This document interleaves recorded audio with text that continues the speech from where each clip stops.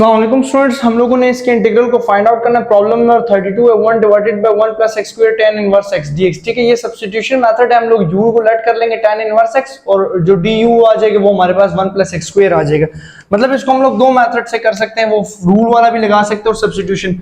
For example मैं late करता हूं जी tan इनवर्स x को हमारे पास u, और मैं जब इसका डेरिवेटिव लेता हूं तो du मेरे पास क्या आ जाएगा 1 divided by 1 plus x square. ये इसका डेरिवेटिव होता है tan इनवर्स x का डेरिवेटिव, और साथ dx आ जाएगा।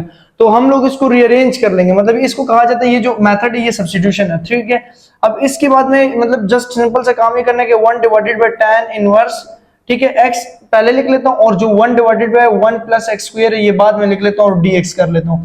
अब मैंने जो चीज लेट की है वो रिप्लेस कर लेता हूं, मतलब वो पुट कर लेता हूं। 1 डिवाइडेड बाय u आ गया, डॉट 1 प्लस एक्स स्क्वायर की जगह 1 प्लस एक्स स्क्वायर और dx की जगह क्या आ जाएगा du।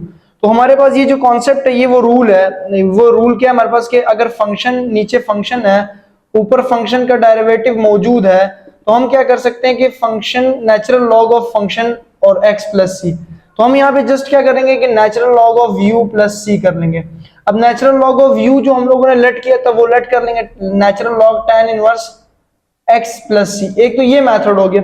दूसरा मेथड ये है कि देखिए जी tan इनवर्स हमारे पास फंक्शन है, ठीक हो गया, इंटीग्रेशन tan इनवर्स हमारे पास फंक्शन है, ठीक है, और साथ ही 1 divided by 1 plus x square, मतलब हमारे पास उसका जो डेरिवेटिव है वो आगे मौजूद ऊपर मौजूद है। तो यहाँ पे भी यही रूल डायरेक्ट लग सकता है। मतलब अगर हम ये सब्स्टिट्यूशन ना भी करें, ये जो मेथड है इसके अलावा अगर हम ना भी करें, तो हमें ये चीज पता है कि जी फंक्शन जो है वो tan इनवर्स है, फंक्शन जो है वो tan इनवर्स x है, और जो फंक्शन का डेरिवेटिव है वो 1 divided by 1 plus x square है और dx है। तो हम जस्ट सिंपल से काम क्या कर सकते हैं कि फंक्शन का नीचे डेरिवेटिव है और ऊपर फंक्शन है नीचे और ऊपर डेरिवेटिव मौजूद है, तो हम लोग क्या कर सकते हैं कि नेचुरल लॉग, ठीक है, natural log function of c, ठीक हो गया, ये हम लोग कर सकते हैं।